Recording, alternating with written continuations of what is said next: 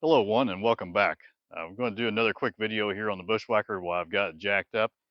Actually, going to do a video from a request from a subscriber who saw in one of my our previous videos that I had reworked the water system, and he reached out to me and asked me if I could share what it was that I did to relocate the water pump from inside the galley area to underneath the camper. And one of the reasons I did that was when we got the camper, this is the new style heater that they're putting in the 2021, actually it's 2022 Bushwacker 10 HD. Um, so the new style heater does not have an outside access door to it.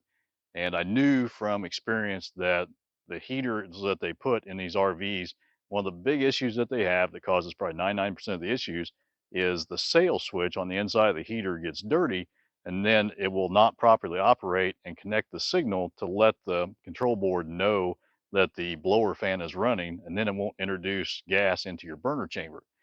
So you have to open that up and clean that sail switch off and then put it back together, and generally it'll work again. But on our camper, because bugs are really bad today, on our camper, because it does not have that outside access door that they would put back here, it was a big black panel. You could literally pop that panel off and get into your heater and clean that switch out. So ours, in order to clean that switch, you physically, and when I read this in the instructions, I was like, this isn't going to happen. So you physically have to remove the heater from the inside of the camper to gain access to that sail switch. Well, on our camper, they put the water pump so close to that heater, you had to remove the water pump first before you could remove the heater, which meant you had to unwire the water pump, disconnect all the hoses to it, and then disconnect the gas line to the heater, disconnect the water line to the heater, or the electrical connections to the heater, and then pull the heater to the right to get it clear of the exhaust and intake tubes that stuck out the side of the camper. So I knew there were better options out there for heat, and I wanted that room back because room in the galley is like, real estate in Tokyo. It's just priceless. So in order to get that room back and to get a better grade heater, we've upgraded to a Propex HS2111 heater, which mounts underneath the camper, which gives us all that room back in the galley from the heater. But also in the process of that, I decided relocate that water pump to underneath the camper to get some additional room back. If temperatures are freezing or below, we're not going to have water in the system anyway. So to have the pump on the outside was not an issue. You'll see where I've got tucked in next to the frame rail. The pump is very well protected, uh, and the pump is actually rated for wet areas anyway. So, you know, for what it's going to see moisture-wise underneath or tucked up underneath, inside that frame rail, it's going to stay very dry there. So I don't have any concerns there. And in the process of just moving that pump, I also rerouted all the water lines and moved the water drain. So now the water drain is actually in the physical lowest point of the water system. So when you open that drain up, it's going to drain as much water as you can possibly get out of the system through that drain. Whereas before they had it moved up onto the frame rail, which was a convenient place to locate it and to reach it, but it was up so high from the low point in the water system that you weren't going to get all the water out of your tank or your system that you could. So I moved that as well, and I'll show you that underneath.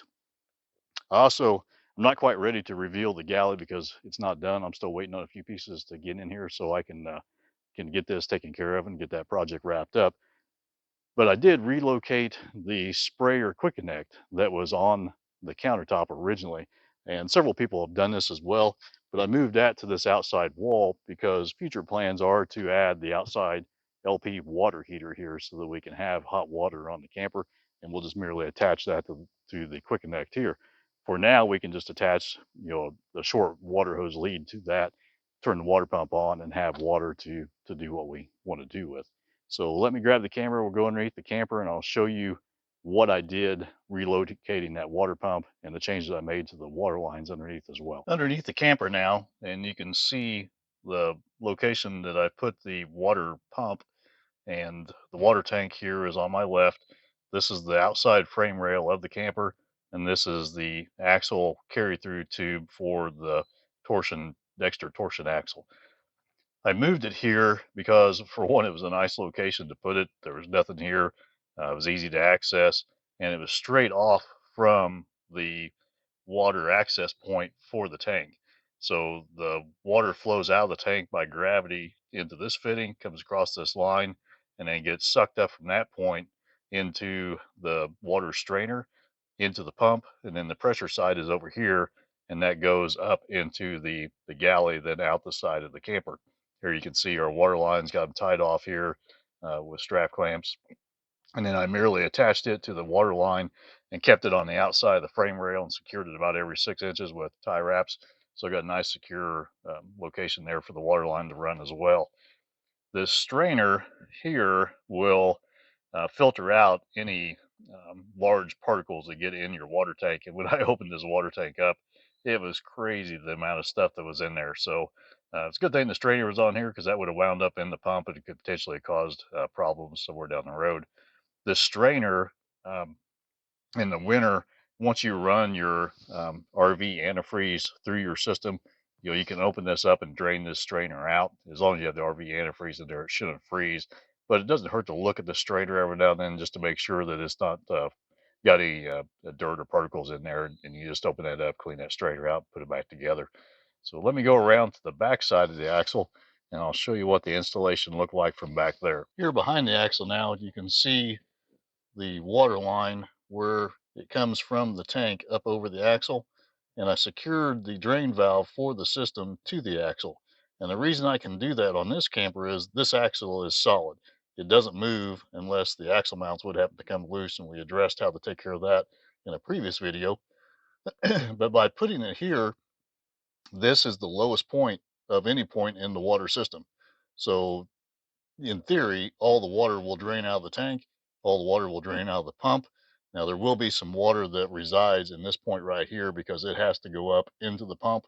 So you just can't get it all out, but this will drain 99% of the water out of the tank. Whereas before, when it was over here and this big looping line come around over and underneath the axle, and it was just a mess, there was no way to get all the water out of the tank because this was so much higher than the low points in the system there. So it just trapped that water in the tank. So secure that there, add the 9-degree fitting here with end pinch clamps up to the water pump inlet there, and then back around. This is our pressure line going from the pump, and it comes up the frame rail here, goes up through the galley floor, and then straight up with 9-degree fitting. It secures it to the uh, the sprayer port that was in the countertop before. We moved that to the outside wall of the camper. This big 1.25 inch line here is actually the fill line coming in from the outside of the camper. When you open up that capped fitting up there and put water into your water tank, this is the line that carries that water to the water tank. So I added a 9-degree fitting like this on the backside of the fill valve through the wall. Added another 9-degree fitting here so I didn't have this big loop hanging down. So I kept that tucked up nice and tight. And then it runs around my ductwork for the Propex, and I've got it secured up here with gray conduit hangers. And then it comes and goes through, and it went through this hole before, but the factory, when they put that line through there, they just ran it through a raw steel hole that was sharp on the edges. So I protected the hoses by adding a piece of fuel line that I slit and made my own rubber grommet to go around that hole. So now both these lines, and this is the vent line, the overflow vent. So when your tank gets full, this shoots water out up there beside the fill port, lets you know that your tank's full. So both these lines, I rerouted the vent line from underneath the axle so it could co-inhabit this hole. There's plenty of room for the two to go through there. And now with the rubber grommet around that hole, I don't have to worry about the two getting chafed. So just made a nice, clean, simple system. The water, there was plenty of wire for to relocate the power lead going to the fuel pump. And like I said, I attached that to this pressure line here, secured it about every 6 inches, kept it away from the frame. So that tucked up nicely as well. Just made a really clean system, and worked well for our application for what we're going to use with the camper. These silver ducts here that I insulated and secured to the heater, this is our new Propex undermount heater. And this short duct is the heated air going up to the cabin, and this is the return air going back to the heater to be reheated. So I insulated those the best I could with an R6 foil faced ductwork type insulation, and then I used fire block foam to seal around the holes in the floor, and then sealed up all the holes in the floor that aren't being used now from the old water system. So just trying to seal everything up the best I can. I'll come back and put some black sealer on that just so that you don't see the orange. But nice upgrade. I'm really very pleased with how the water system turned out. Moving it to this location freed up a lot of room in the galley, and it just made sense to get that drain to the low point there so we can get all the water out of that drain. I'll be first to admit, it's not as convenient as where it was right here on the frame rail, but it's going to do a much better job over here at the low point than what it was doing here on the frame rail. So very happy with it. Sharing the information here, hoping to help someone out. And if it does, drop me a line and let me know how it worked for you.